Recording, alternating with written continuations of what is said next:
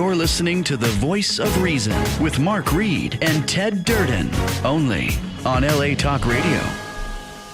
Good evening. And after experiencing some technical difficulties, here we are. Welcome to another edition of The Voice of Reason. My name is Ted Durden. I'm a Southern Democrat. And my name is Mark Reed, a West Coast Republican. And together we are The Voice of Reason. For those of you tuning in for the very first time, this is a politically motivated podcast where civil discourse is the order of the day. Where Mark and I discover we have more things that unite us than we do that divide us. And as I do each week, I'll toss the ball over to my co-host, Mark Reed. Thank you, Ted. First thing I want to do is, Sam, if you can pull up a picture of the Indianapolis police officer who was killed in the line of duty. She was a mother. She was 24 years old, answering a call of domestic violence.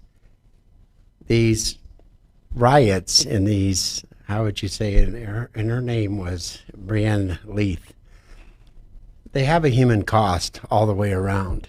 You know, the first thing I want to say is that I denounce wholeheartedly the actions of those 4 police officers. I'm glad to hear that all 4 were arrested. The one is going to be charged with second-degree murder. The other 3 are accessories to second-degree murder as well. I denounce the rioting that's taking place.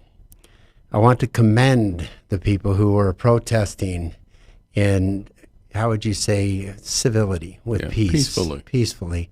I think that the message is being heard by those, but the message is getting drowned out by the violent rioters. There's a lot of people within the black minority communities that their stores are being destroyed. Mm-hmm. You know, lives are being taken, and this is not right. The life of George Floyd was taken at the hands of another. A disgusting display of one simple thing right off the bat, which I think everybody can agree to, which was an abuse of power. Tonight's show is going to focus on some of the in-depth reasons of why this abuse of power exists. Because anybody, Ted, you've experienced it. I've experienced it on several occasions. And the abuse of power with people who hold power in political offices has been going on for some time now. And I think that the protesters, most of them are under 30 years old, and they've experienced this abuse of power by government, by police departments, by people in positions of authority. And they're sick of it. They're tired of it. And this is why they gravitate towards, presidential candidates like Bernie Sanders, who promotes this, promotes that rebellion against this god-awful political power. We've watched it in the recent days, actually recent years, of the DOJ, the FBI, the CIA. We're watching it in local politics here in the city of Los Angeles. We're watching it with the government's responses to COVID-19.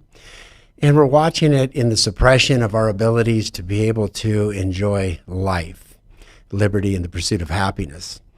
And I think everybody needs to sit back and realize that protesting is a good thing, as long as it's done civilly, it's done in peace, it's done with the focus of what we want changed. And what is it that we want changed? We seriously need to, as a nation, focus on the systemic problems, the systemic failures, and there's several of them on all government levels. And it's time for this nation, just like in the Civil War. This nation was born with a little birth defect. And the birth defect was a certain racism that came along, the suppression of certain peoples. It was the Chinese people first coming over here, and then the slavery of the Chinese, the slavery of the Irish, the slavery of the blacks. Well, but it was the systemic murdering of American Indians. Right, and you could even go before that. If you wanted to go at the dawn of American civilization with the arrival of the Pilgrims, it was classism. It began there. It actually began with classism. That was what the rebellion was, I believe. Ted, right, that brought them here. That started this nation was the fact that there was a classism. There was an elitist class, a ruling class, and people got tired of it. Right. What we're experiencing now is, yes, it's labeled as racism. And don't get me wrong, what took place with George Floyd yes, it's easily called racism. It was a white cop. He was a black man. And I forgot to mention this, and I did in the green room with you, Ted, is that I'm appalled at some of the people that are coming out and trying to impugn this man, George Floyd. Right, yeah. And saying, well, he was a criminal, he was a this, and he was a... come on, bullshit, people. Stop that. Stop it. Right now, this man's life is taken at the hands of some rogue cops. Not all cops are bad. No, they're not. I mean, like I said at the beginning here with the female black cop, her life was taken. Cops do a lot more than some of the nasty things a couple of nasty cops do. The domestic calls, traffic stops, taking a cat out of a tree even, right? They investigate murders. They investigate all kinds of things. And they stop criminal activity. They are a necessary force.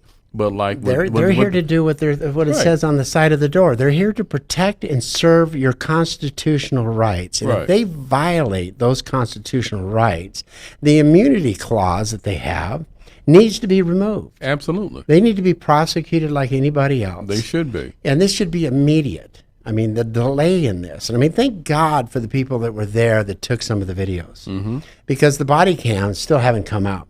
No, they haven't. Okay, the tapes of what they were saying back and forth to each other still haven't come out, and so I look at that and I say it's appalling all the way around. Right. Now, the human nature of everybody is you do something wrong, you cover it up and hide it. We expect and deserve better from our government agencies. If they do something wrong, and this is where the systemic failures are, when they do something wrong, there should be enough in the internal affairs or external affairs looking at the internal affairs to be able to point out exactly what's going on in the police department. And if you have a cop, and there's another problem with that, but if you have a cop that gets 5, complaints of abuse of power, that person needs to be investigated. What's going on? And psychologically evaluated as well. But there's another thing that's happening. Now, you see soldiers. They go out and how many tours? Remember in World War II and even in the Vietnam War? It got abusive in the Vietnam War where you had a soldier go out and he was on deployment, for a short period of time because it is psychologically and physically abusive.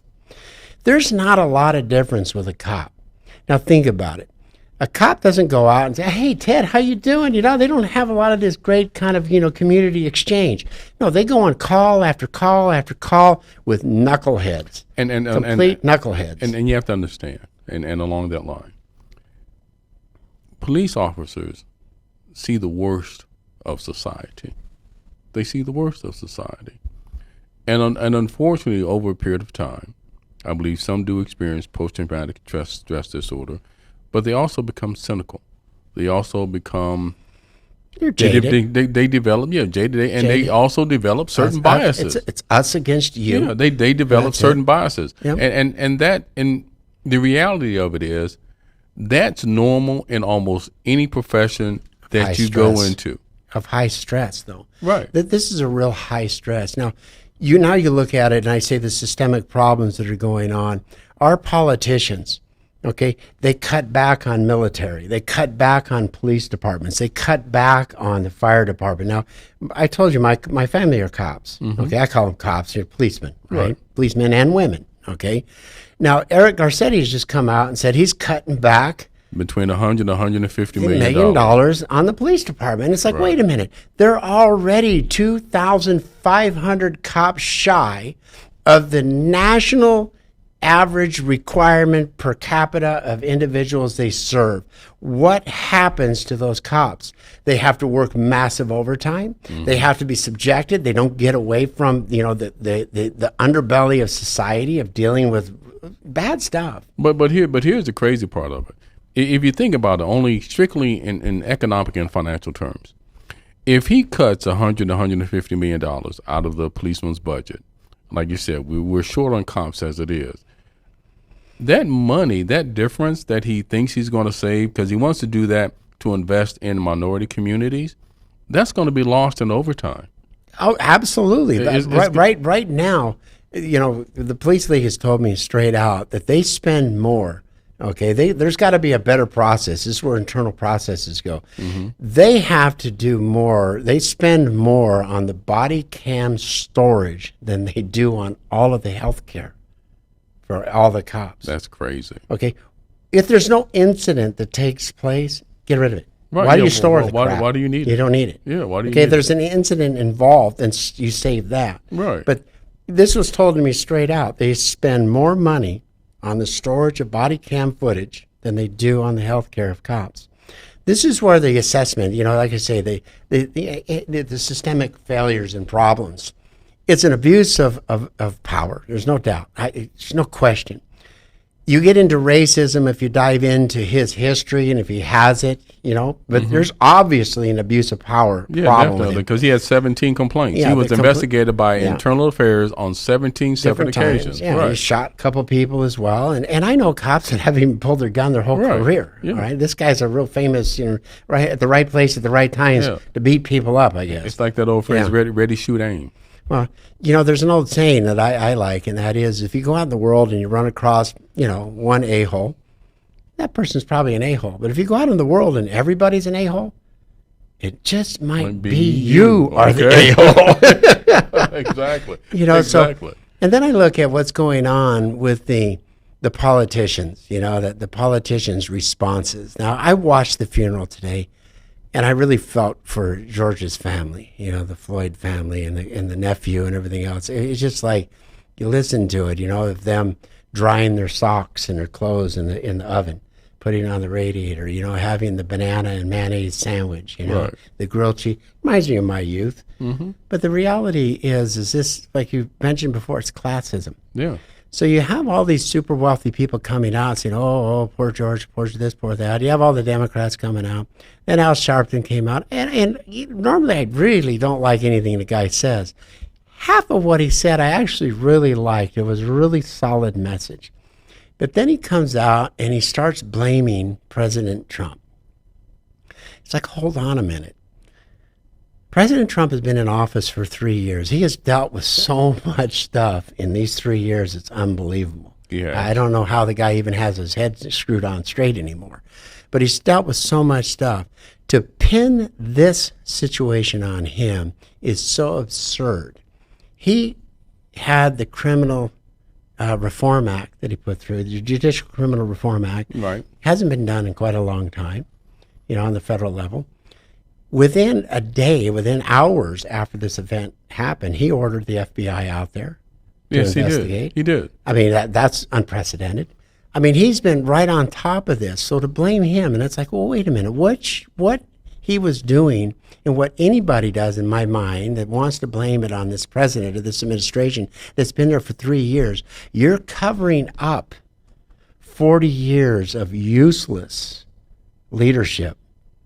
Okay. Because this stuff's been happening. The police departments are doing this. No. We've had all kinds of incidents. Right, and I'm going to chime in. Yes. Now, some of the stuff that Donald Trump has dealt with, he has some of the stuff created, but he did respond very quickly to what happened to George Floyd. I don't agree with what he did with the protesters that were out in front of the White House because they were peaceful. There was no violence. But make no mistake about one thing. You cannot hang this on the rhetoric that Donald Trump has espoused in the 3 years that he's been in office, as divisive as it may have been. Because you have to bear one thing in mind. If you want to draw a distinction between Obama and Donald Trump, there's a myriad. However, under Obama's administration, we had Trayvon Martin, we had Fruitvale Station, we had Walter Scott. Mm-hmm. There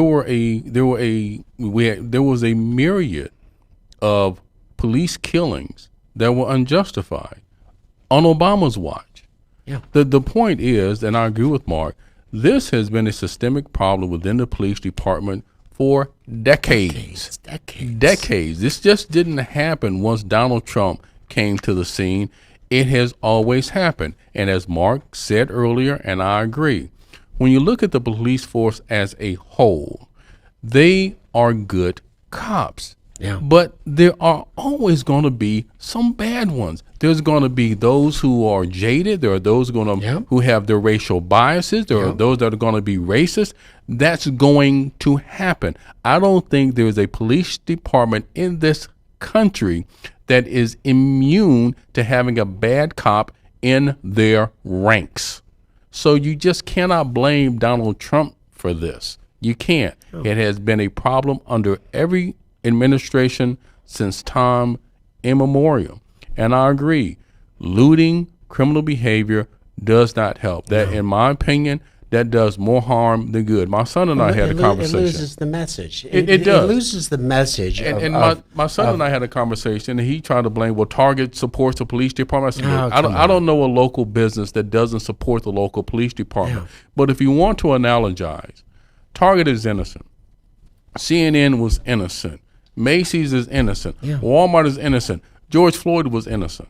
So again, if you engage in criminal behavior that is anathema to the message that you're trying to get out as far as police brutality and injustice, it's anathema, it's contrary.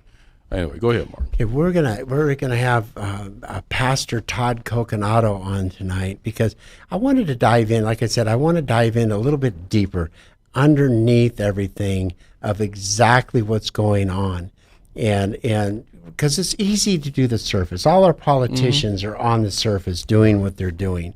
And so the first thing I want to read is something my sister had written, and then we'll bring Todd on right after the commercial. And she wrote this, because I honestly believe this is part of it. 37% of Americans right now do not practice any faith at all of any kind. Mm-hmm. And so I think that's a major key root problem involved, okay? So my sister wrote this to my brother who had posted something. She writes, "Gee, Tim," that's my brother, "didn't know you were so politically minded. I guess it's hard not to with the state of this country and the world. Take God out of the center, and at first it may seem we're getting by fine. But then things start to really rot and stink, and karma really hits the fan, individually and collectively.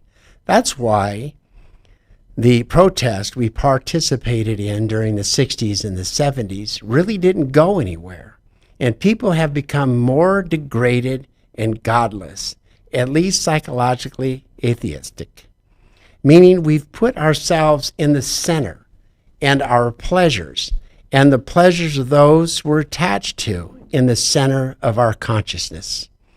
God's basically in the shoebox in the closet. And this is the result.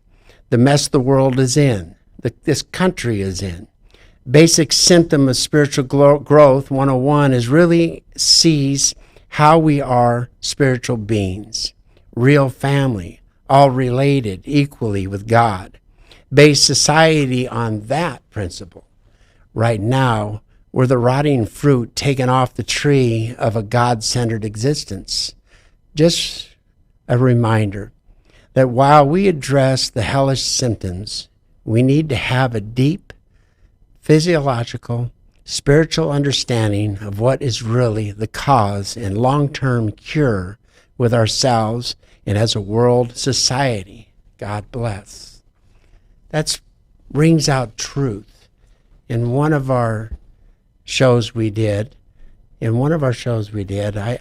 looked at you, and it's obvious you're a black man. I mean, I can't, can't hide it. I'm not going to say you're not a black man, right. But I said to you that I see a man. Mm-hmm. I see past the color, and I look at the character of the man. That's why I get along with you. I think your character is unbelievable. You're a good man. I like you. Okay, it's not because you're a black man. It's not because you're a white dude. It's just your character, and everybody has to see past a color, see past tradition, past ethnicities, and see the character of a human being. Absolutely. And all of us have flaws. I've got flaws. You've got flaws. Okay? But it's not based on our exterior. It's based on what's inside. Right. It's not based on ethnicity. And that's what my sister was talking about. Right. On that note, we're going to go to break, and then we're going to bring Todd Coconato on, Pastor Todd Coconato. So see you right after the break.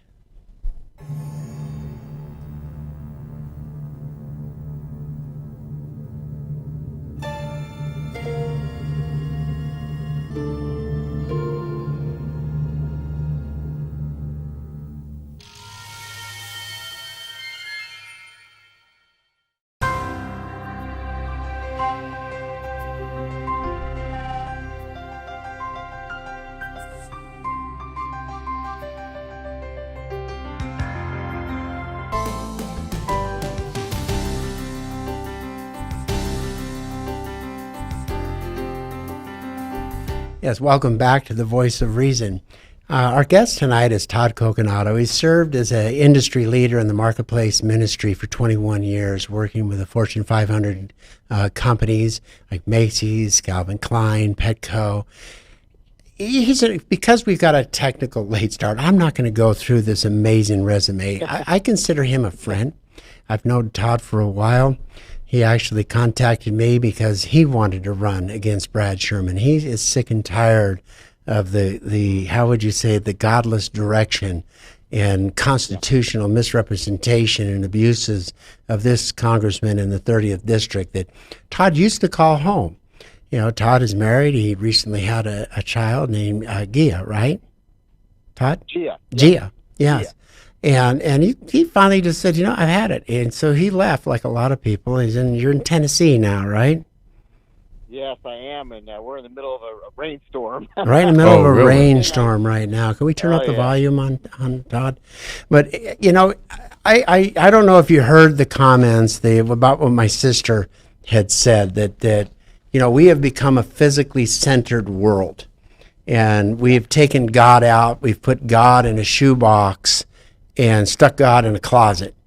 And we're no longer recognizing the humanity. And I think that with the George Floyd issue, it's getting lost in the attacks of the racism attack. It's getting lost in everything else, when really it's a societal, systemic problem that's going on. Can you kind of expand on that a little bit, Todd?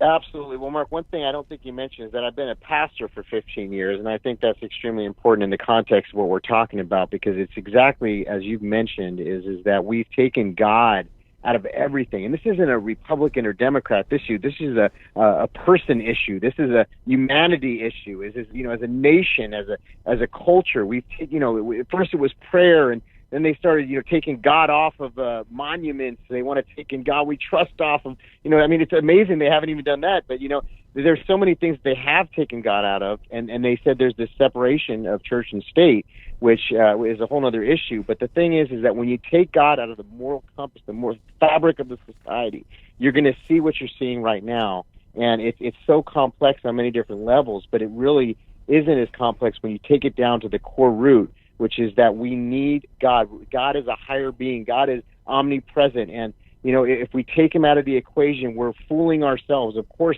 he's the creator of all things, Mark, of heaven and earth. Yes. You know, and so, and he's given us life, and the Bible gives us truth.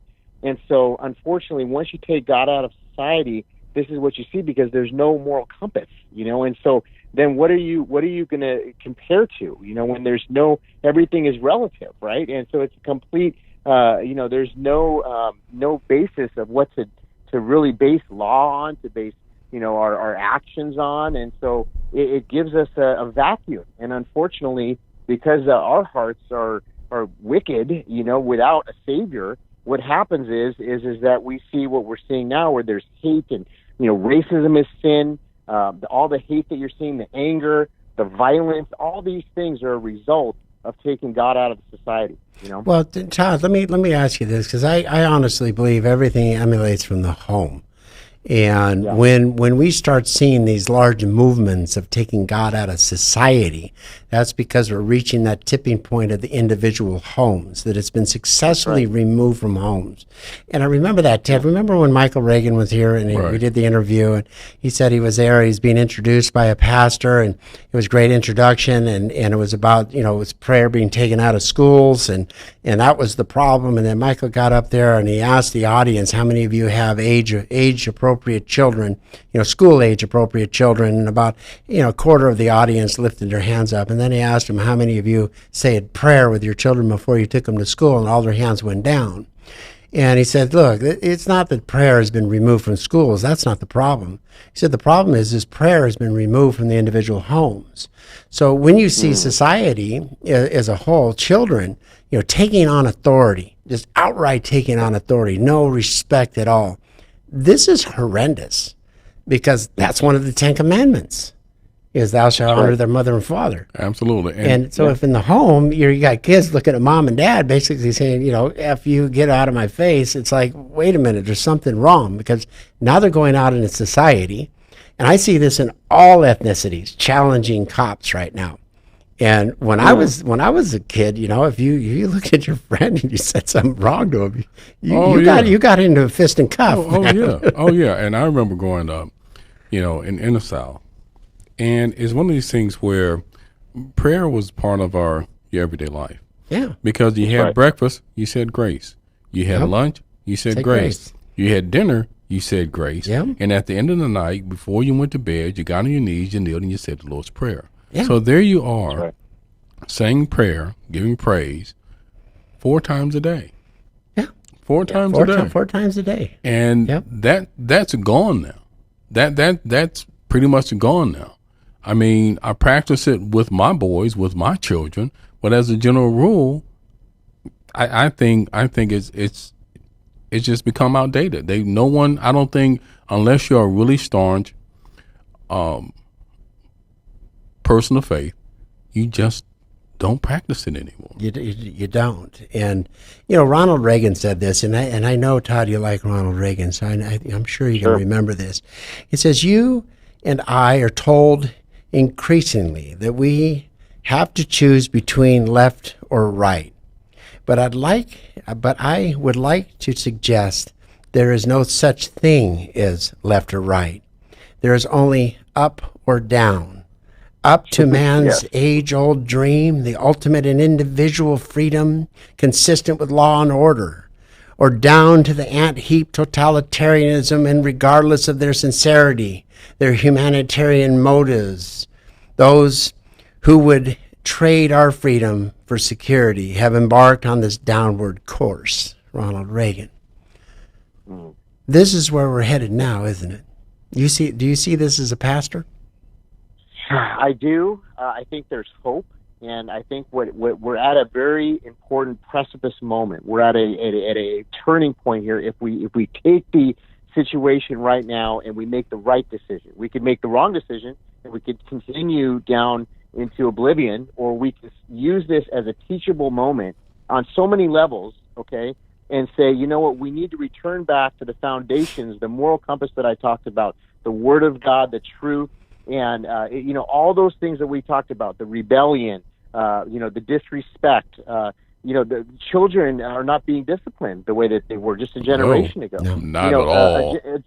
Yeah, exactly. And parents are afraid. Parents are afraid that they're going to get turned in at school, if they hit their child.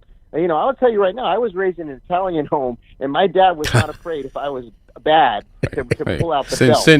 Send me to jail. Call the cops on me. Go ahead if you want to. Go ahead if you want to. Okay, but you just wait until I get out. Go ahead if you want to. That's right. There was a healthy fear, and that is what has been taken away. Mm-hmm. If you don't have a fear, fear of dad or mom, and then you don't have a fear of God. Right. And so in that case, people say today, well, why do you say that we need to fear God? We shouldn't fear God, No. And I said, but it's not, it's about an honoring of God, because we want to honor who he is, and we want to obey him, and we want to, in front of a holy God, we want to serve him in a righteous manner. And so that changes everything when we look at it from that perspective. But if we take God out of the equation, like we were talking about, we take discipline out of the equation, we take the Word of God out of the equation.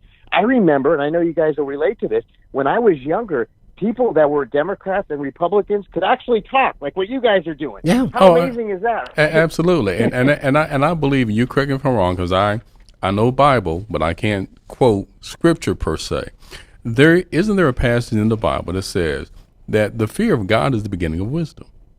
That's right. Absolutely. That's absolutely true. So there you have it. As merciful as God is, we all know that oftentimes he is also exacts fierce retribution. The fear of God is the beginning of wisdom. And it's the same thing. There's nothing wrong with a healthy dose of fear. It keeps you in line. It keeps you in check. It does. And that's and like I said, with what's going on in the world right now, and I remember going to a sermon years ago in my 20s, and it was on the ledger board at the church, and I loved it, and I remember it to this day. And it said, if you are not as close to God as you used to be, who moved? Yeah. Well, this is I've asked people, who where does the moral authority of law of the land come from? And this is where government has very successfully said, well, it comes from government. It doesn't. The moral authority of all laws of the land comes from God. Right. Okay? Right. Whether you like it or not, because you can go in, and I've always said the best example of that is that when a woman goes in for an abortion, she'll convince herself it's legal, it's okay. It's legal, I can't do this. I'm too young. I have my college ahead of me. My life is ahead of me. It's legal to do it, so it's okay. So they go in there. The moment it happens, they know instinctually inside that it was morally wrong. Yeah. Inside of themselves. They know it because that's where moral authority comes from. When a child goes into a store and steals something, they know inside it's wrong. That is They're wrong. getting away with something, it's wrong. Right. But this is why when we're talking about that fear, it's not really a fear, it's discipline. Mom and dad, you're not, I'm afraid, you use the word fear. I'm afraid of my mom and dad. I mean, no, I was just afraid of getting caught, It's like, Right. I wasn't afraid of them because I knew they loved me and everything they did. Sure. They were bending the bow and making the yoke tough in order for me to be a productive person when I grew up. Absolutely. Now, if I was terrified of my mom and dad, really terrified of them, then I would think maybe they were abusive. They were, hanging me in the closet upside down for a week. But there's nothing wrong with the healthy fear. But it's a healthy respect and honor. I wanted to make my mom and dad happy, And proud. Subsequently, proud, yes. And subsequently, when you grow up and you carry that yoke, and you understand that discipline, you go out into the world. You want to do the same thing. You want to help your neighbor. Mm-hmm. You want to help your community. You want to do the right things. Right. But the kids of today are missing that. They're getting too stuck in science. And this is what we hear constantly from the Democrats, constantly push. We need to honor science. I'm going to read something at the other end of these advertisements. We do have to pay our bills. Todd, please stay with us, and we'll see you at the other side of the ads, okay? Great.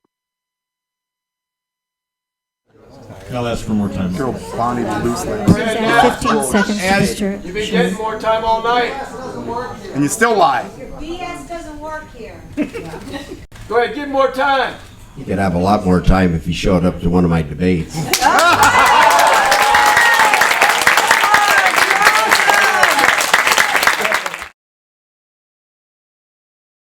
Hi, my name is Ted Durden, and I want to take a moment to talk to you about trust, and I trust churchandlaw.com. When it comes to workers' compensation and employment law, you can trust churchandlaw.com. If you ever need legal advice you can rely on, it's churchandlaw.com. Black and white, no gray, churchandlaw.com. 818-230-3110. churchandlaw.com. A law firm you can trust and count on. I accept the League of Women Voters invitation. That's why I'm here. The complete voter suppression. The League of Women Voters LA chapter was the one who invited him to the 5 debates with the battered women's organization, with the synagogue, 2 churches, and the American Legion. And he turned down them all flat with the League of Women Voters moderating. I didn't have a problem with it. I've never had a problem with it. I think it's a fantastic organization. I've never berated the League of Women's Voters. You berated women in general just by the way you run your office.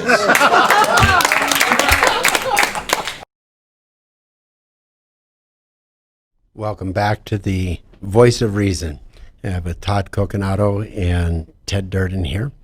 Anyways, there's something I wanted to read in regards to science. Everybody wants to base things on science versus on God. And when I think about faith, my faith, any faith out there, when I talk about faith, I talk about all faiths. Right. And I have a respect for all faiths out there. But, the science-based stuff will skew things on purpose. And this is something in a article by Rabbi Michael Barkley that I liked. And in the middle of this article, he was talking about science, how everything is science-based. And he says, I question the science-based theories. And the reasons why, and this is so perfect on this racism issue that's going on, because this goes back, and I think racism is founded in the misrepresentation of science. Oh, absolutely. Okay, and he wrote, history shows us these same types of isolation practices and singling out of individuals or groups based on science before. The 18th century zoologist Carl Linnaeus determined that the African race, as opposed to those from Europe, were sly, lazy, cunning, lustful, careless, and governed by caprice. His science proved that Asians were severe, haughty, greedy, and ruled by opinions, whereas the Europeans were gentle, acute, inventive, governed by laws. This scientific racism was extended by Christopher Miners in 1747 to 1810, whose science demonstrated without a doubt that the Negroes feel less pain than others and are without emotion.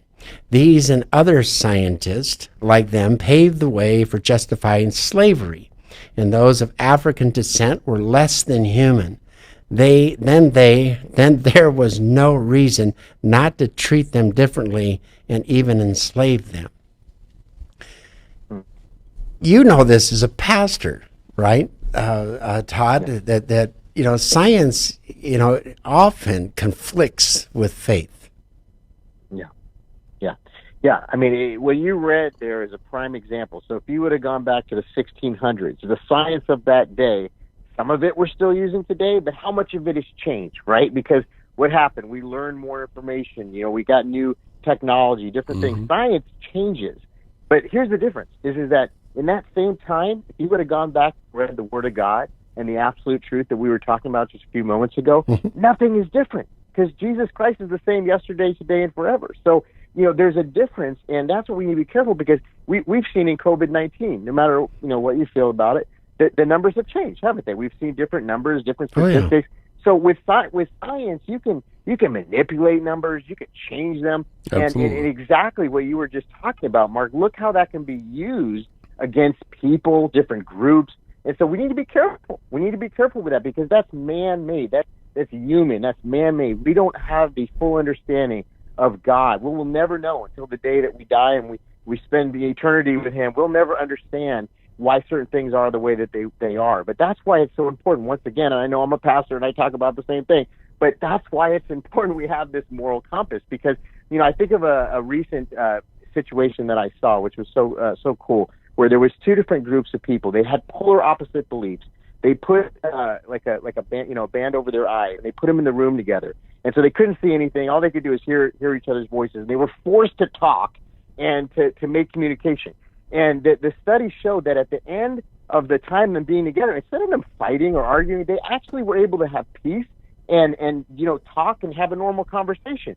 So the truth is that humans want to embrace each other. There is a kindness, a goodness in us, but we have to find that. And sometimes it takes a weird situation where God will put us with somebody that we thought we couldn't get along with, and then we find out their struggles, that they're just human too, and they have different struggles that they're dealing with. And so we have compassion that's available. We have kindness. We have gentleness that's available. All these things are fruits of the Holy Spirit, and we can act upon those things as humans and find the best version of us instead of the worst version of us. And that's what we need to do in this time and moving forward, quite honestly. And I agree with you there, because it's like we say, a child is not born a racist.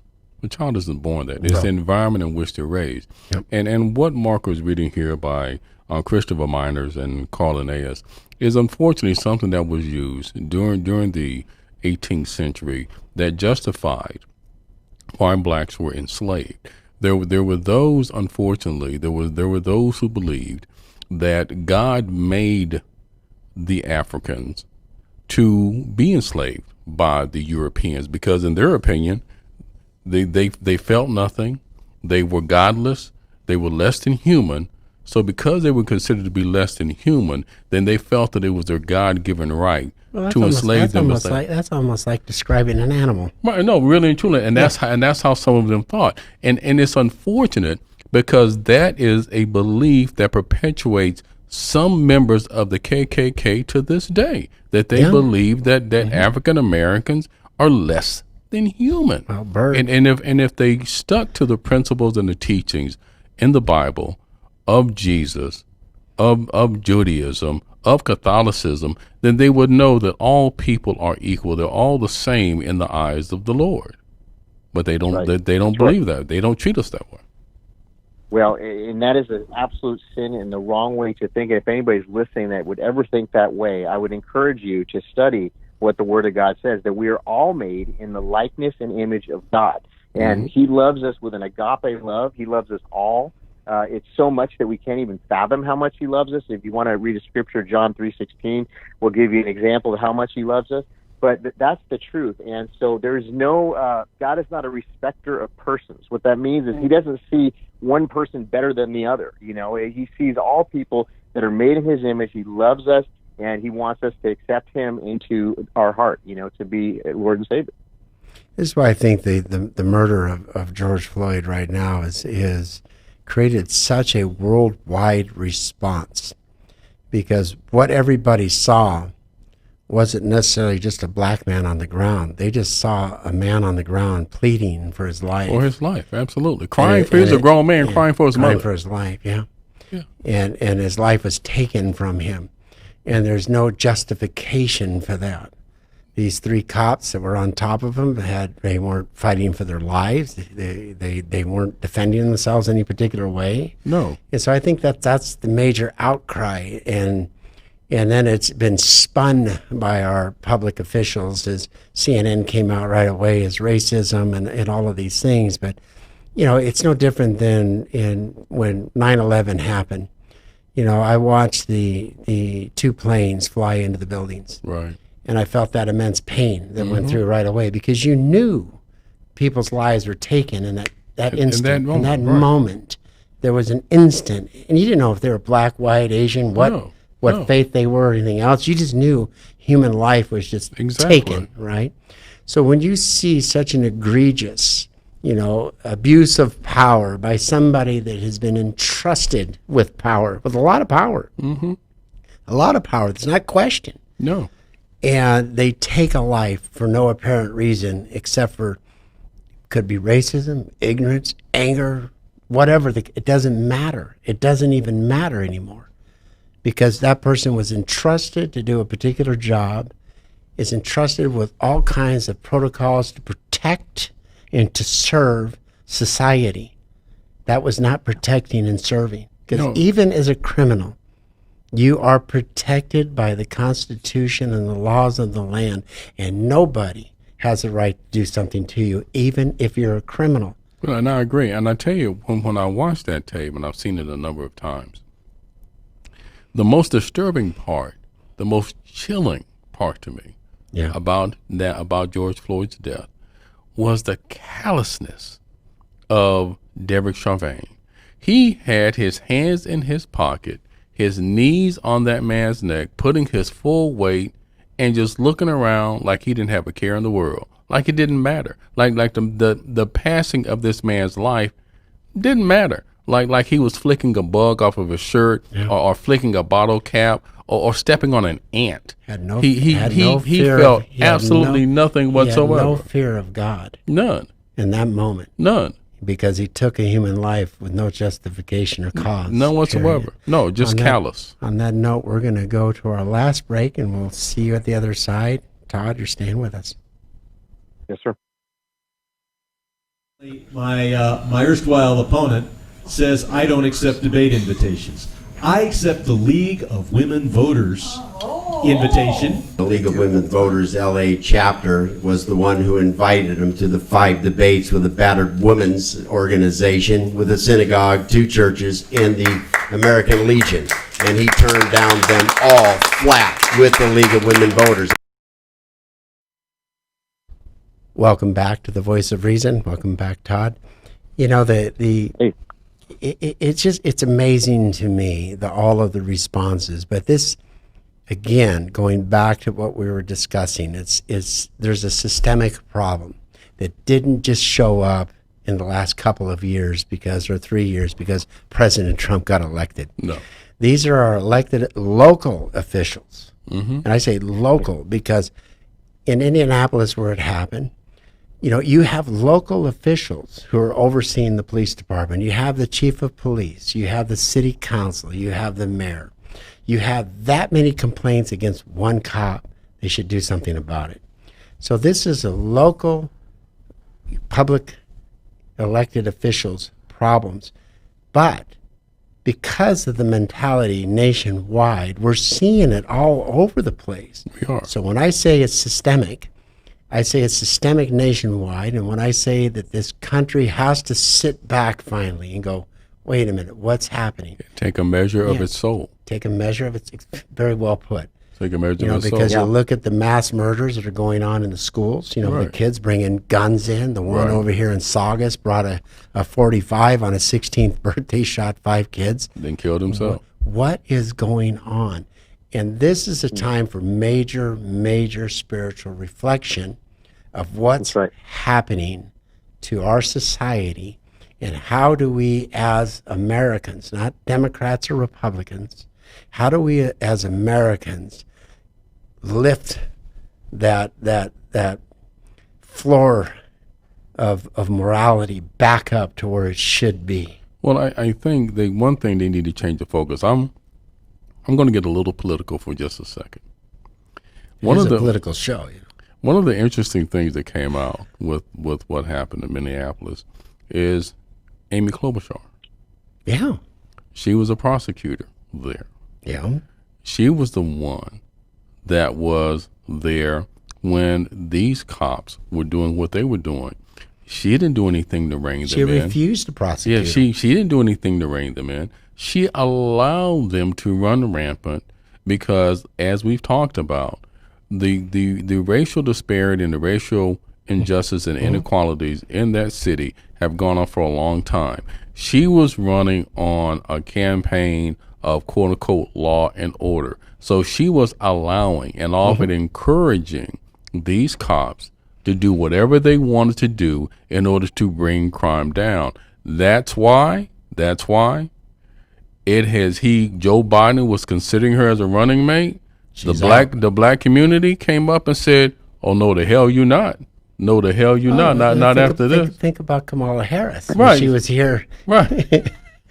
She put a lot of black people in jail for marijuana. Yeah. In jail for a lot of time. The disparity. It's like disparity. Yeah, and then you look at the one president who did federal prison reform, and he's the one getting blamed for all this. It's like, okay, give me a break. And you and I have gone at it a couple of times. I agree. President Trump's demeanor and his conversation is not something to be admired on a lot of different occasions, but his policies have been pretty right on spot. But Todd, and you've seen this. I think you've seen it on some of my posts. Just because I'm a Republican, I don't want to go and read a bunch of stuff, but I've been lambasted again now. Yeah, just because you're a Republican. Because I'm a Republican and they see me as a white guy, all of a sudden I'm a white, racist, all kinds of filthy names and everything else. And it's like, whoa, really? Yeah. And the only way I can correct it, get a load of this, Todd, the only way I could correct it is to become a Democrat. And it's like, really? That's how I could correct it? I should become a Democrat, maybe join Antifa, and I'll be okay. Oh, man. This is the crazy joke of it. And this is why the hatred is deep-seated. Mm-hmm. It goes beyond the political arena. It goes into the individual home. Mm-hmm. It goes into how people are being raised, godless, moralists, compassless, and having no respect for human life, having no respect for society, for authority, having no respect for authority, having no respect for your family even. Yeah, or your fellow man. Until something drastic happens. Right. And this George Floyd murder is a drastic thing that happened in society that could have been addressed decades ago. Decades ago, because as Todd, we've talked about it a little bit. I've experienced it going all the way back to 16 years old when I had the living tar beat out of me by a cop. Yeah. 2 cops, in fact. And because I was boxing at the time, I actually, broke one hand loose from a chokehold. And that's when chokeholds were legal. Right, back in the day, right. And I was actually working. They accosted me, and they started beating the living tar out of me, and I broke one hand loose, and I punched the cop in the nose, and I broke his nose. Then they found out that I was 16 years old, and they nearly had a heart attack. So because the only real crime they had on me was curfew. And so they brought my parents in, because now they can't just throw me in jail. They had to bring my parents in because I'm a minor. And they said, okay, we're going to let him go, but if he agrees that he was disturbing the peace, otherwise we're going to charge him for resisting arrest, assaulting a cop, and everything else. And I'm like, okay. And it went away. But without getting into all the details, and I was there actually stopping those 2 cops from beating up a couple of Mexicans in a lowered car. And I'm Hispanic. I'm American Indian Hispanic, right, and part Jewish, and a couple other things, right? But I inserted myself in stopping an abuse of power, and because of that, they slid it over to me. You became a and victim of I abuse became of the power. victim of it, and I got the living crud beat out of me. But I had the joyous fun of breaking this particular cop's nose, and I've seen it a few more times, just like you, Ted. Mm-hmm. So it's not just a racist. These are individuals who've been given ultimate power. And like they say, power corrupts, and absolute power corrupts absolute. Absolutely. So this is a systemic problem. There's no questions about it. And when it's allowed to fester like it has, when you get into the minority communities, you get this attitude now, you're less than. Yeah. You're less than. I can do whatever the hell I want to do with you. And you've seen this in other situations, with cops with prostitutes on Sunset Boulevard. They get a prostitute, they bring them up to the parking lot, say, okay, you got a choice. Either I'm going to arrest you or you can do me right now. Oh, yeah. And this has been going on forever. Oh, that's an abuse of power. Absolutely. You look at the DOJ and the FBI, an abuse of power. You look at all systems of government, it's an abuse of power. Look at the overtaxation of people and the unbelievable cost of living in California. It's abusive. It's an abuse of power because they don't want to balance their books. Right. It's easy to tax and spend. Yeah. I mean, it's like an abusive man at home and says, okay, wife, you're going to work 80 hours a week because I want to buy a boat. Right. Yeah, exactly. How long would that fly with you, Todd? Well, not long. Not long. I know your wife, too. Yeah, exactly. If you have, let's just take, and I'm not trying to call anybody out, but let's just take Netflix for an example. If you go on Netflix or any streaming service or any movie and you see the kind of content that's on there today, if you go get the video games and you see the kind of video games that people are playing, young kids are playing, violent, right, and on and on and on. What are we feeding our soul every day, right? Yeah. What are we watching? What are we looking at? What are we spending our time in? So, we think that these violent things that we're taking in all day long, different ads, different streaming things that we're watching throughout the day is not going to have an effect on us. Of course it's going to have an effect on us. Because nothing happens in a vacuum. Yes, and then you couple that with what we talked about earlier, the lack of discipline, the lack of respect. All these things are the perfect storm. And so what I think, at this moment, we have the whole world watching us right now.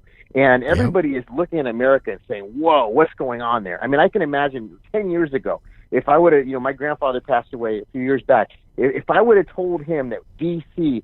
would be, looting and rioting in D.C. and the church would be burning and some, I just talked to a friend that's in D.C. today. They said, Todd, you won't believe what it looks like. It's unbelievable. I can't even, describe it to you. If I would have told somebody that would be the case 10 years ago, they would have said, no way, that's like out of a movie, But here we are in 2020. So this is that moment where we can go one direction or we can go another direction. And if we, as a society, stop being so polarized, stop thinking everything is left and right. Mark, you talked about abortion earlier. We look at these things as like party platforms now. Instead of looking at it as light and darkness, instead of looking at it as if it's the right thing or if it's wicked, and if we can take it back to looking at it not from a partisan standpoint, not from a polarized standpoint, but from what you said, God has given us a DNA, He's given us an imprint in our soul to understand what's right and what's wrong. And if we take it back to that and we start doing what's right as a society, we start inviting God back in, to our society, morals, and values, and families, it's going to be a game changer. And that's what we need to do right now. There needs to be a game-changing moment. And I heard that Mr. Floyd, before he passed away, I heard he had given his heart to God. I believe that's true. Yeah. I can imagine that he would probably rejoice more than anything from heaven today if he knew that that's what would come out of this incident, is that the people would say, you know what, we don't want any more of this. Let's turn from our wickedness. Let's repent of our unrighteousness, and let's ask the Lord to heal our land. It'll be a game changer. Well, remember, Todd, that within Catholicism and Christianity, that we know that Jesus Christ and God has made the greatest of saints out of the biggest of sinners. Oh, right. And so George Floyd, he and Perry, his people that knew him well, George Perry, I'll call him George Perry Floyd, people knew that he had transformed his life. And honestly, he went home, sitting at the right hand of God now. He was here to send the world a message. What an you think about the celebration of life. Right. That he was actually, his life, we're all going to die. You're going to die, I'm going to die. That's right. But he has now affected the entire world. That he has. So his death isn't wasted, okay? As long as our politicians get up off their ass and change these systemic problems that are there, as long as society, and that's why I started this whole, this particular show off with denouncing the rioting and the looting, denouncing the murdering of George Floyd, and commending the peaceful protesting, because this is what society is all about. Right. Okay? And I look at it and say, we are, like you've said, Todd, we're at that moment. And you talked about, a movie, a scene. Remember when our conversation over the phone, Todd, I said, this kind of reminds me of the moment when Moses came down from Mount Sinai. Yeah. Right. Society is so messed up right now and so misguided and directed that it's infiltrated our positions of power to the point to where they think they're immune to taking somebody's life. Right, yeah. So George Floyd's life will only be wasted, as my sister said back in the 60s and the 70s when my brothers, our family protests. We're up, and this is why I'm running for office. Right. It's my protest. I'm doing this, politically correct and savvy and doing what I can do, and I want to affect change. I'm not doing it to, bolster up the Republican Party. I'm not doing it to tear down the Democrat Party. I'm doing it to represent the people in my district. Right. That's why I'm running. What is the best interest of the people of my district? And that's what it's about. And that's what it's all about. It's not a Republican or Democrat thing. It's, and I've got a lot of good Democrat friends. And in fact, tomorrow morning I have a lunch with Robert F. Kennedy Jr. Okay, the most iconic Democrat family on the face of the United States. In American history. Okay, in American history. They've lost family members. I'm not going to discuss what we're going to be discussing about, and I'll let you know on the next episode if it happens. But this is where you respect, as I've said with Ted, I respect your positions. As a Democrat, I really don't care. I don't even, you've never read the Democrat platform, so you don't even really know why you're a Democrat, except for your mom and dad were a damn Democrat. Pretty much. Your grandparents were a Democrat. And I'm the same way. Am I a registered Republican? Because my parents were Republican, my grandparents were probably Republican. But I've read the platforms. I've read both platforms, so I understand them. I remain a registered Republican because I agree to about 70%, 75% of the platform, and that's it.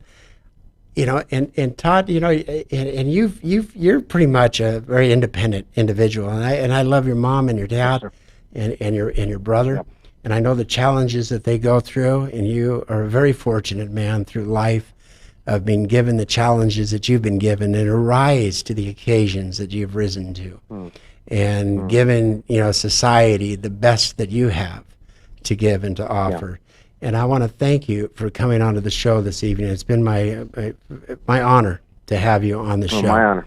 And my honor as well, Mark. Both of you, great discussion tonight. I really feel like if anybody's listening out there, that this should be a defining moment for us all. That we got to search our heart and we got to make the decision to do what's right, Mark. And I think everybody can agree on that. Yeah, definitely. I think so, and it is. You put it very, very. I think everybody needs to sit and think about themselves, because whenever a person, and I've said this to my wife, my kids, and my grandkids, if I'm sitting here solely looking at Ted, man, Ted, you're messed up, man. You really got to change. I'm only doing that because I don't want to look at myself. Mm-hmm. That's right. Okay?